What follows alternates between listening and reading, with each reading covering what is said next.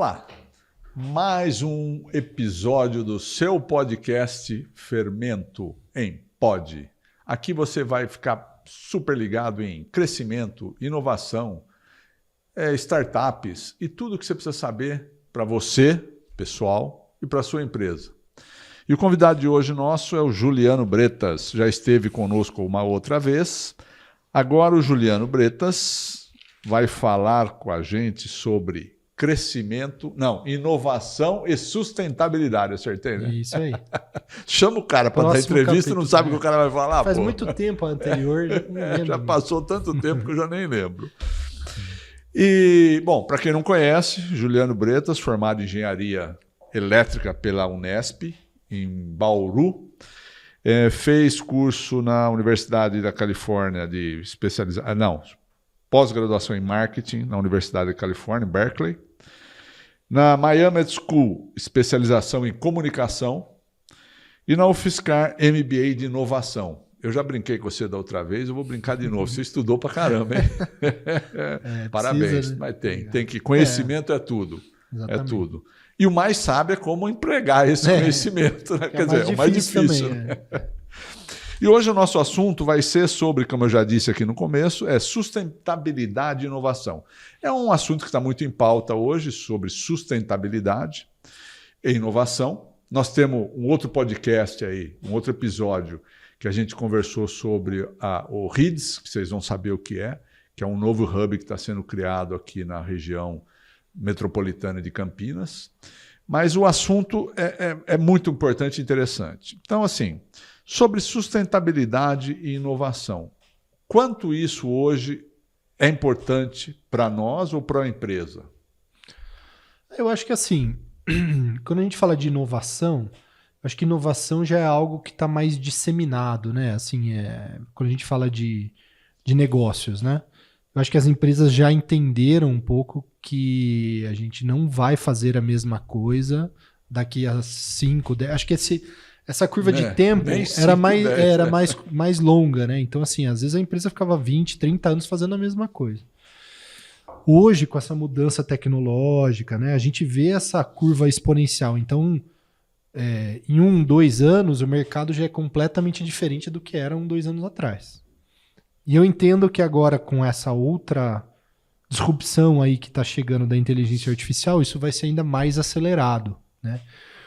Então, as empresas já entenderam que, de alguma maneira, elas precisam estar sempre olhando o que está acontecendo e se adaptando a esse cenário de alguma maneira. Então, inovação, eu enxergo, pelo menos, muito mais como isso, como essa capacidade de aprendizado da empresa, né?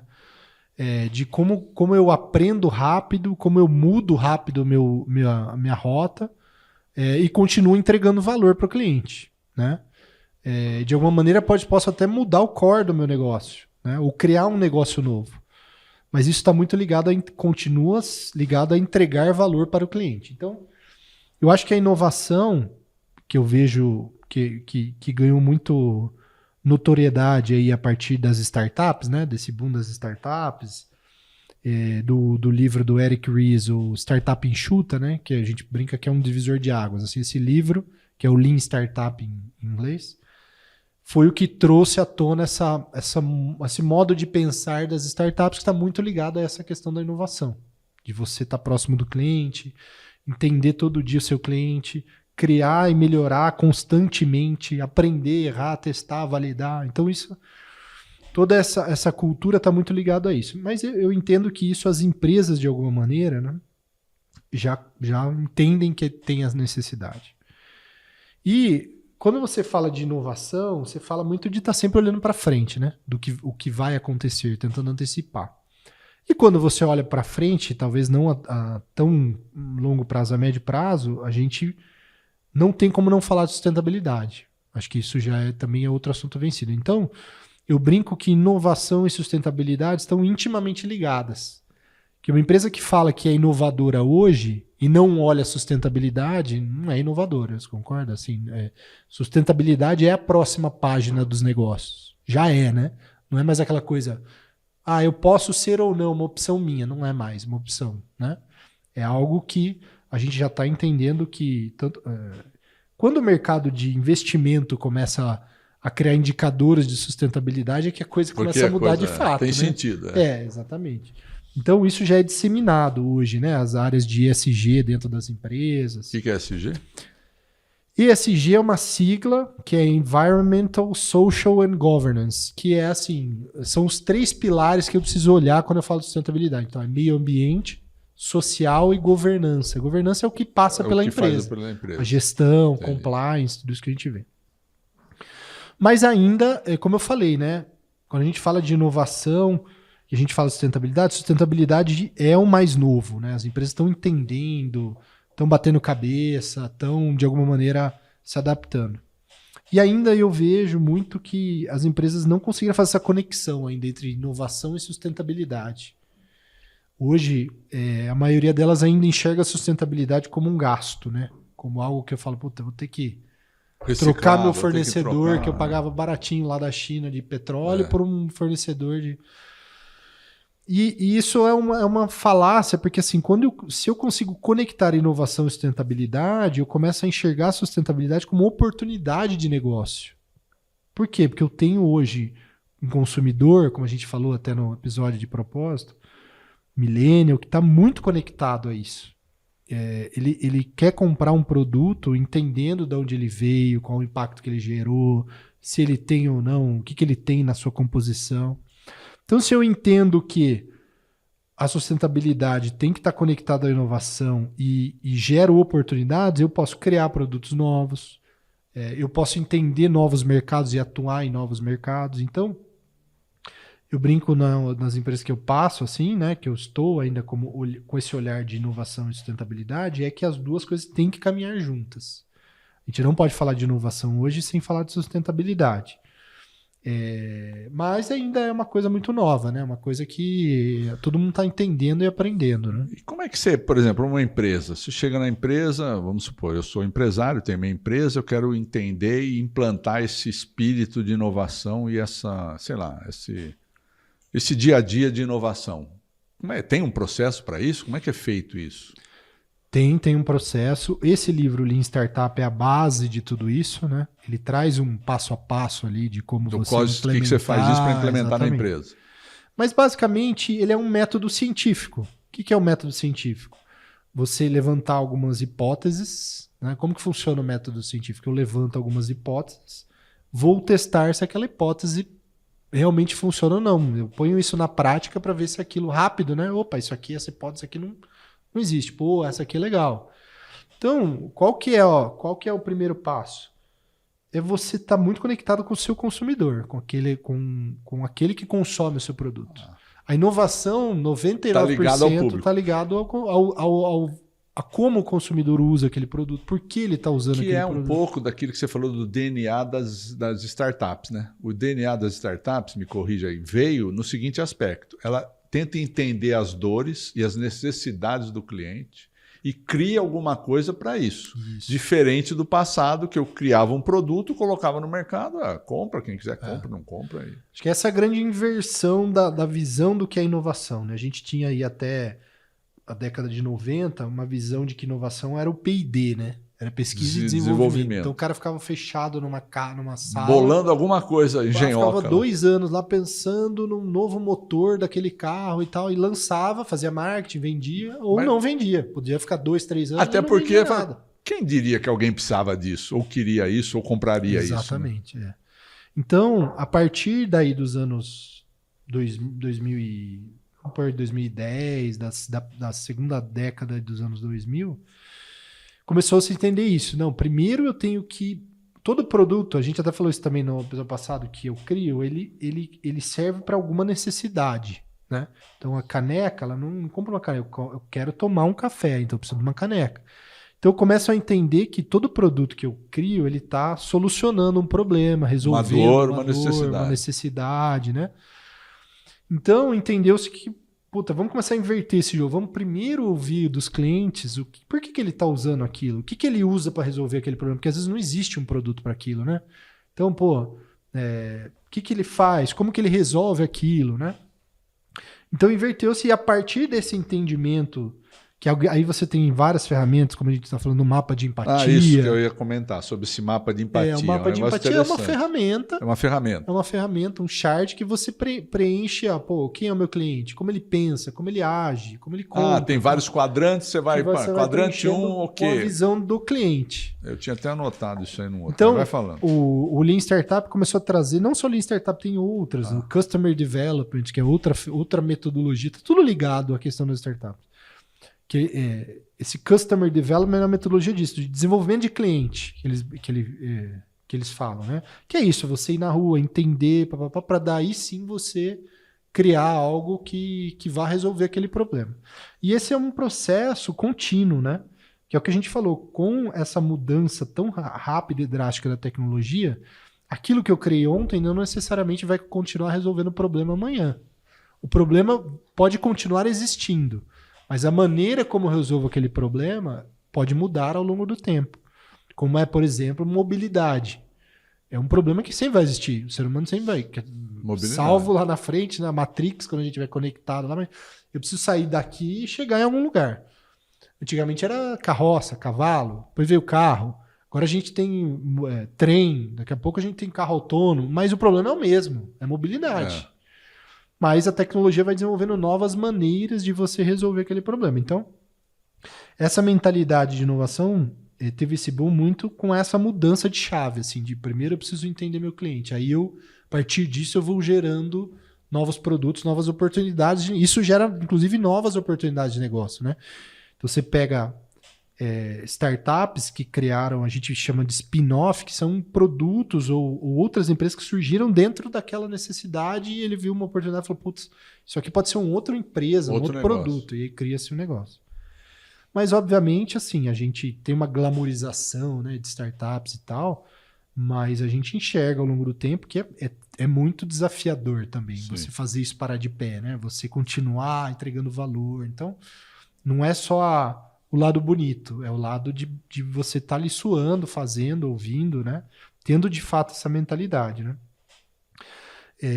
Então, isso é o que você precisa mudar a chave dentro da cabeça da empresa, né? E isso traz consigo a questão do erro, né? Que é uma coisa que a gente fala muito também de você permitir que se erre, né? De novo, ninguém quer errar. O intuito não é errar, é acertar. Mas o erro faz parte do negócio. Então, por isso que nesse universo, você cria, que a gente chama de MVPs, que é o mínimo produto viável em português. Ao invés de eu ficar lá 2 anos pensando nessa caneca, desenvolvendo, fazendo design, eu penso eu converso com o cliente, entendo, isso aqui é um protótipo, isso aqui é mais ou menos isso, vamos testar, vamos pôr para o cliente usar para ver o que dá? Ih, cara, não deu certo, cara, então vamos mudando. Porque eu poderia ficar 2 anos desenvolvendo aquilo para pôr, para aprender que aquilo não vai comprar por causa da alça aqui, né?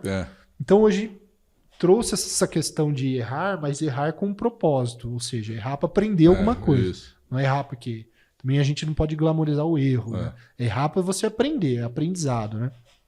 Então mudou um pouco a mentalidade das empresas nesse sentido, né? Quando a gente fala de inovação... a gente falou, eu queria voltar muito rápido nesse assunto do mapa da empatia, porque eu acho interessante. Primeiro, porque muitas vezes, dentro desse princípio que você falou, as empresas às vezes fazem alguma coisa, mas não conseguem, até hoje, entender efetivamente quem é o meu cliente. E isso é importante porque você potencializa seus investimentos, sabe com quem você quer falar e de que forma você quer falar. E aí eu lembro que você está falando desse mapa de empatia, que é importante vocês darem uma pesquisada sobre isso e fazer, que ele trabalha 4 quadrantes, eu estava até anotando aqui.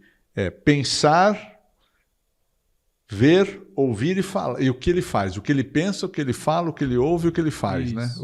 O seu cliente, né? E aí entender as dores e as necessidades dele. Aí você traça a persona daquele cliente ou daquela pessoa, ou seja lá, que é seu cliente. Isso é bem objetivo, né? Exatamente. Essa é a função. Essa é a função principal, né? Legal. É isso aí. E na parte a gente está falando um pouco de inovação, você chegou na empresa, começou a implantar isso, eles têm que entender que não dá para ficar 2, 3 anos desenvolvendo um produto, tem que fazer isso, que é o objetivo da startup, é esse mesmo. chega, começa a implantar inovação. E como isso é recebido? Assim, as pessoas têm que... A alta gestão, os funcionários... Eu sei que vocês já desenvolveram esses trabalhos em algumas empresas. Como é que é a receptividade disso? É difícil? Como é que faz isso na empresa? Acho que primeiro ponto é difícil. Não é difícil, é complexo, né? Porque na mentalidade é fácil, né? Que a gente já explicou o que é rapidamente, mas na implementação isso é difícil porque acho que lida muito com paradigmas, né? Que é o que a gente está falando, né? A pessoa sempre fez daquele jeito, o erro nunca foi tolerado, né? Se a gente pega a primeira ciclo industrial, o erro não, era linha de produção, né? Aquilo era igualzinho, tinha que sair da mesma maneira, se saísse um erro, parava tudo, fazia de novo.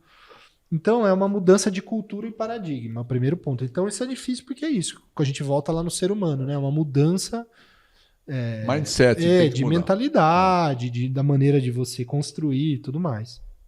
Então esse é o primeiro desafio. A partir disso, eu acho que tem a questão do dia a dia também. São processos um pouco diferentes, né? A gente tinha, existe muito ainda, né? A gente tinha, mas ainda a gente vê muito processo em esteira, né? Que é esse processo de chega numa área, o cara faz, passa para outra área faz. Quando a gente começa a falar de inovação, a gente começa a falar de tudo meio junto, assim, né? Então a pessoa do marketing, a pessoa de produto, a pessoa elas têm que estar muito conectadas e o cliente no centro, ouvindo o cliente. Porque uma coisa vai estar conectada à outra, né? Então, essa mudança meio de processo de trabalho, agilidade, né? Que a gente falou do desenvolvimento, o produto tinha lá, daí fazia o protótipo, daí fazia a molde. Então, quando a gente fala que eu preciso criar um protótipo em uma semana, eu mudo todo o processo de criação, de produção. Então, esse é o segundo desafio. O primeiro é mais de mentalidade, o segundo é processo mesmo, assim, né? A maneira de se fazer. E cada empresa acaba se adaptando de uma maneira. Apesar de existirem ferramentas, cada empresa prefere ou entende a inovação como lhe cabe melhor, né? Desde a inovação mais incremental, em que eu melhoro um pouco mais o meu produto, até a inovação disruptiva, que é isso, né? Como eu faço de uma maneira tão diferente. Então a empresa acaba puxando ferramenta. Então, mesmo isso estando disseminado, não existe assim, não, olha, siga essa receita de bolo aqui que vai dar certo. Então esse é o principal desafio, acho que hoje, né? A pessoa colocar isso na prática, vamos dizer. Né? E ligado, como você falou, da sustentabilidade, esse processo que é o que você falou, ainda enxerga muito como despesa, né? Pô, sim, eu vou parar de... De que forma que ele pode traduzir, a empresa traduzir essa mudança, pensando em sustentabilidade, vai custar mais caro o meu produto, isso. De que forma eu qualifico melhor o meu produto para mostrar que eu faço isso. Exato. No rótulo, na forma de comunicar, na forma de dizer. Porque eu faço a caneca com cerâmica X. Agora eu estou falando com a cerâmica que é produzida por pessoas treinadas que usam máscara, sei lá, X. Sim. De que forma que eu retrato isso no produto hoje, então? Eu acho que duas coisas, assim. Um ponto importante que você colocou. Acho que a primeira mentalidade é que, assim, quando a gente fala de sustentabilidade, a gente tem uma outra quebra de paradigma, que é assim, a gente tem que parar de consumir volume e começar a consumir qualidade. Porque a partir da evolução industrial foi volume, né? Foi. Então eu compro hoje o celular, daqui a um ano ele tá velho, eu preciso comprar outro e outro e outro, mesmo ele estando funcionando. Ele tá funcionando, tá em perfeito estado, mas eu preciso comprar outro, porque o outro é mais novo. Então, assim, esse é o primeiro paradigma que é difícil, que aí é cultural, né? Vem muito da cultura dos Estados Unidos, principalmente, né? Do consumo, né? Em que a gente tem que crescer o PIB é em cima do consumo, e o consumo é em cima da compra. Então, assim, você tá trocando roupa, né? Pô. E, consequentemente, o que aconteceu? Como o consumo era de volume, eu tenho uma qualidade baixa. Sim. Então, eu mando lá, né? Produzia calça que vai durar 6 meses. Eu jogo fora, compro outra, né? Então, essa é a primeira mudança de paradigma. A gente tem que começar a entender que o consumo precisa ir mais para a qualidade. Quando você pega empresas, vou citar de novo a Patagônia, né? Mas como eles fazem com que aquele produto, você vai pagar 5 vezes o preço de uma calça normal, mas ela vai durar 20 anos. Você não vai durar um ano, comprar outro, um ano, comprar descartável, acabou. Exatamente. Então, acho que essa é a primeira mudança de paradigma, né?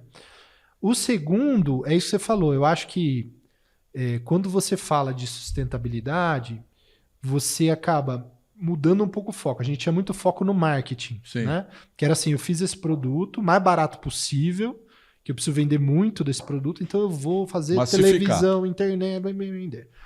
A partir do momento que eu começo a pensar nesse produto de uma maneira diferente, eu vou subir o preço de produção dele. Então, vou pegar o exemplo da Vert, que é uma marca de tênis francesa. Aqui no Brasil na verdade, na França é Veja, só que quando eles foram lançar no Brasil, obviamente por causa do nome, eles não puderam usar a Vert, mas fora do Brasil é Veja.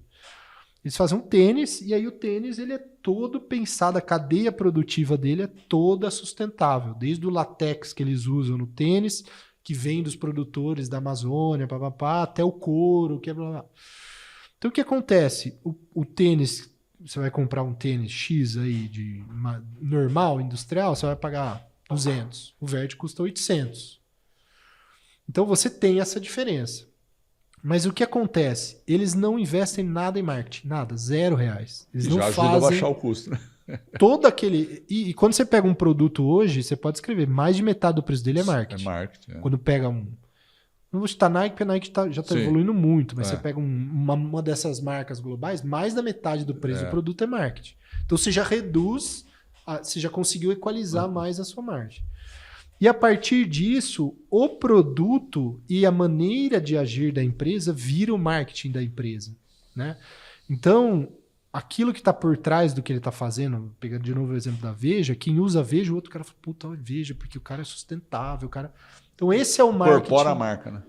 Eles não tem umas entrevistas legais desses dois fundadores da Veja, que ele fala que... Aqui no Brasil é aqui? Como é que eu acho essa marca? Vert. Vert.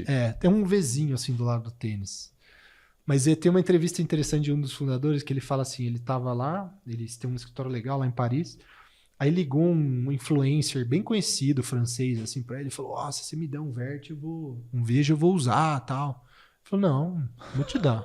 Vai lá e compra. Por que eu vou te dar? Não, mas se você me der... Sou formador. Você é rico, você tem dinheiro pra caramba. Se eu precisar dar um tênis pra alguém, eu vou dar pra quem não pode comprar. Não você que pode comprar. E aí o cara ficou bravo pra caramba e tal, mas essa é a filosofia. Essa filosofia. Eu não vou. Por que eu vou tenho dar que fazer o que eu pra prego, você que tem dinheiro e pra você divulgar minha marca, pra quem não tem dinheiro se endividar pra comprar um tênis que o cara não vai, né? Então, essa inversão da visão do marketing é importante nessa fórmula. Quando eu tenho um produto de sustentabilidade, ele por si só, se eu souber comunicar, é diferente do marketing, né? Tanto que a Veja ela não investe dinheiro em mídia, né? Mas ela consegue disseminar organicamente essa mensagem de que ela pensa no meio ambiente. Então, eles fazem vídeos legais de como é a produção e tal. Eles só não investem em mídia. E essa comunicação direciona para um público que é um público que consome, que é um público que vai lá e compra. Né? Ou seja, vai no alvo, né? Vai assim. Exato. Sem ter que pôr um caminhão. Ele põe um caminhão de dinheiro no produto e não no marketing. Essa que é a inversão. Então, a sustentabilidade é muito isso, que é o que eu brinco, que isso é uma inovação, né? Por isso que está intimamente ligado. Ele inovou a maneira. Sim. Todo mundo fazia do mesmo jeito, né? Eu faço lá na China, barato pra caramba, põe um caminhão de dinheiro, contrato os influencers e põe o meu tênis. Ele inverteu essa lógica. Então, isso é uma inovação e está ligado à sustentabilidade. Então, por isso que eu falo que é uma oportunidade. A sustentabilidade é uma oportunidade de negócio. A Veja não existiria se não fosse esse conceito de sustentabilidade, assim como outras marcas. A Patagônia também, eles fazem um dia que eles fecham, eles não... no dia a Patagônia, no Black Friday, eles fecham as lojas. Porque eles falam que eles não são de volume. Eu não quero ficar vendendo barato produto, pondo em promoção. Eles fecham. Todas as lojas da Patagônia fecham. Olha, já é já é uma propaganda. Você vê, aí o cara fala, fecha. Então, numa ação, você já gerou uma baita comunicação. Um buzz, Eles pararam uma época de vender. Tem coisas, obviamente, que são discutíveis no ponto de... né? Mas teve agora, recentemente, era muito moda o mercado financeiro lá de Wall Street, os caras de agências de investimento usavam Patagônia, usavam aquele colete, né? Aquele coletinho, não lembro o nome dele, que é meio... com a marca da empresa. A Patagônia fazia e vendia com a marca da empresa. Eles pararam de vender para o mercado financeiro. Não, eu não quero. Porque não retrata o que é o meu... Não tem nada a ver com a minha marca, o mercado financeiro. Porque o mercado financeiro é lucro. Não tem nada Então a ver. eles falam, tá bom, o mercado financeiro dia você vai lá na loja e compra. Vou fazer para você. Então, assim, claro que, né? Mas isso gera um buzz, gera uma mídia, gera uma... Mas é uma coerência, um posicionamento, exatamente. É uma coerência. Esse é o ponto principal. Coerência é muito importante naquilo que você faz, né? E naquilo que você... E você vê, isso aí é aquilo que você falou. Traz o quê? Você tem um produto de qualidade, você vai vender esse produto de qualidade sem brigar porque sempre alguém vai fazer uma coisa pior pelo menor preço. Isso, exatamente. Fazer um produto de qualidade, entender seu nicho e esse nicho paga por aquele produto porque está se identificando com aquilo. Exatamente. Então tá aí uma oportunidade para você, pessoa, ou você, empresa, pensar um pouco nisso. Pensar de que forma eu posso inovar na minha empresa, de que forma eu posso participar de uma sustentabilidade com a minha empresa. E isso não é porque eu sou bonzinho, porque eu quero um mundo melhor, porque se você for pensar por um lado econômico, você vai ganhar mais dinheiro com isso também, respeitando sempre o seu pensamento, o seu objetivo.